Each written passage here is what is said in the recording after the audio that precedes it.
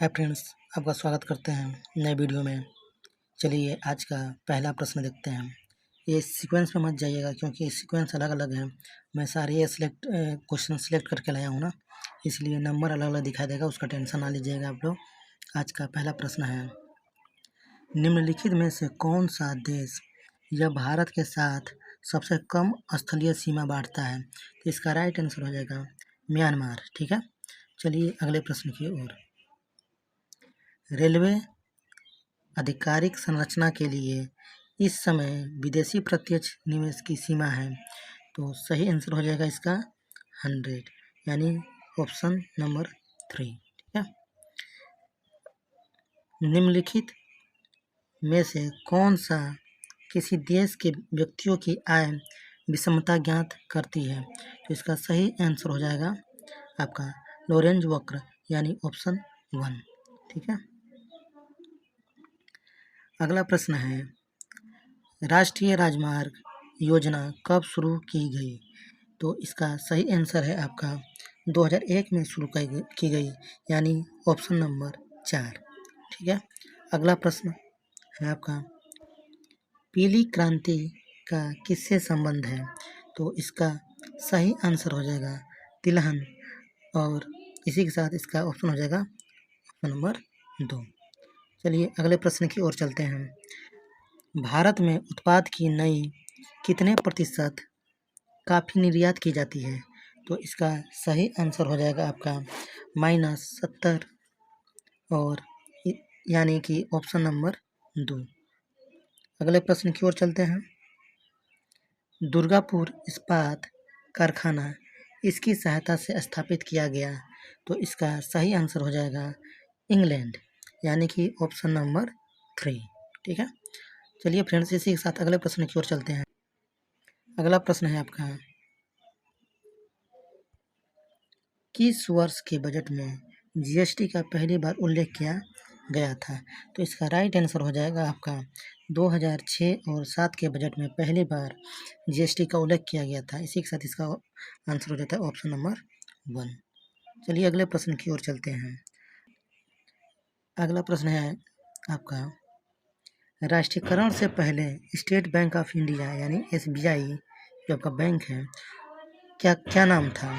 तो इसका सही आंसर हो जाएगा इंपीरियल बैंक ऑफ इंडिया, यानी कि ऑप्शन नंबर 1 आपका करेक्ट आंसर हो जाएगा। हम इस पंचवर्षीय योजना के मध्य में हैं, तो इसका आंसर हो जाएगा आपका 12वीं, यानी कि ऑप्शन नंबर 2। यह पंचवर्षीय योजना 2012 से आपका 2017 के बीच चली थी। ठीक है, इसी के साथ हम लोग चलते हैं अगले प्रश्न की ओर। अगला प्रश्न है आपका, ग्राज शहर यहाँ पर है। ग्राज शहर कहाँ पर है? तो इसका राइट आंसर हो जाएगा आपका ऑस्ट्रिया। ठीक है, तो इसी के साथ हम लोग चलते हैं, ऑस्ट्रिया मतलब ऑप्शन नंबर 2। ठीक है, इसी के साथ चलते हैं अगले प्रश्न की ओर। अगला प्रश्न है आपका, मात्रा यूटी प्लस टी चिन्हों का अर्थ सामान्य है का आयाम है, यानी कि यह आपका बीमा पूछ रहा है, तो बीमा, तो इसका राइट आंसर हो जाएगा आपका एलटी, यानी कि ऑप्शन नंबर 3। ठीक है, चलते हैं अगले प्रश्न की ओर।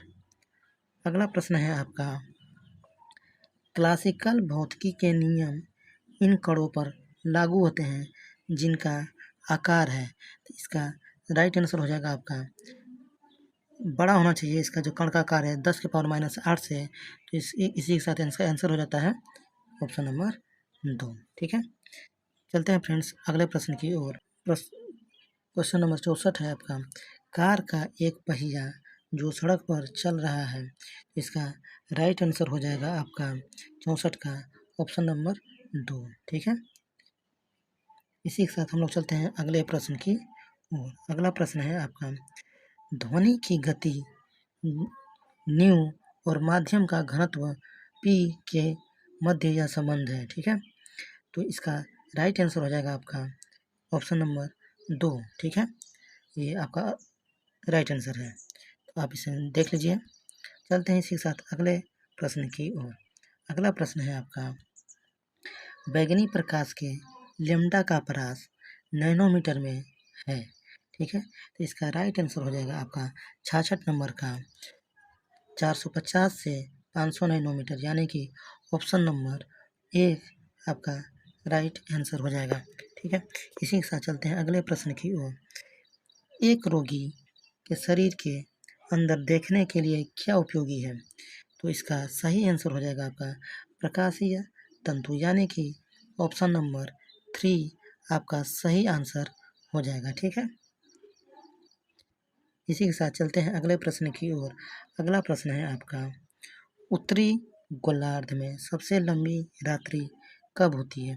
तो फ्रेंड्स इसका राइट आंसर हो जाएगा आपका 22 दिसंबर को। ठीक है, यानी कि ऑप्शन नंबर 2 आपका राइट आंसर है। ठीक है, अगले प्रश्न की ओर चलते हैं। तो अगला प्रश्न है आपका, दो बिंदुओं के आवेश के मध्य बल F और उनके मध्य की दूरी R के बीच संबंध है। तो फ्रेंड्स इसका ऑप्शन है, देख लीजिए आप, इसका सही आंसर हो जाएगा, इसका सही आंसर है आपका ऑप्शन नंबर 4। ठीक है, इसी के साथ चलते हैं अगले प्रश्न की ओर। अगला प्रश्न है आपका,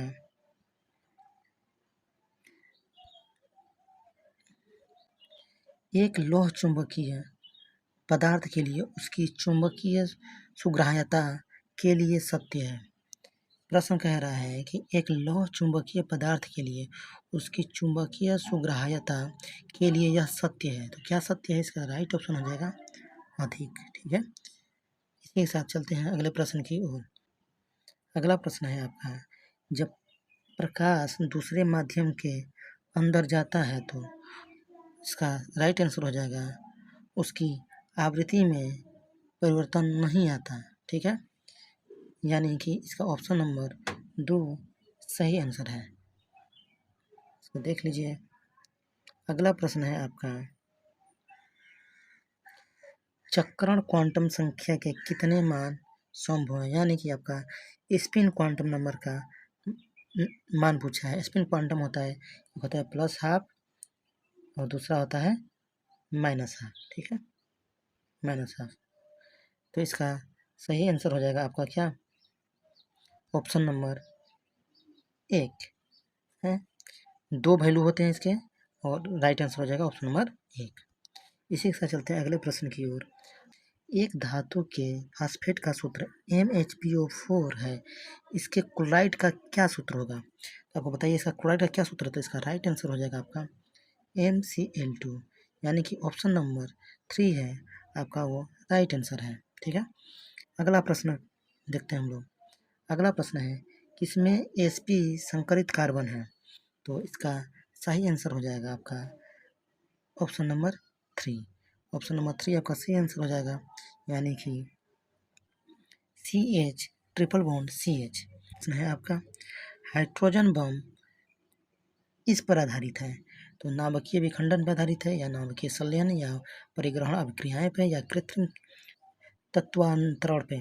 इसका राइट आंसर हो जाएगा नाभिकीय संलयन पे है। ठीक है, यानी कि option number 2 is the right answer. ठीक है, इसी के साथ आज का वीडियो समाप्त होता है और प्लीज़ आप लोग लाइक शेयर और सब्सक्राइब करना ना भूलें।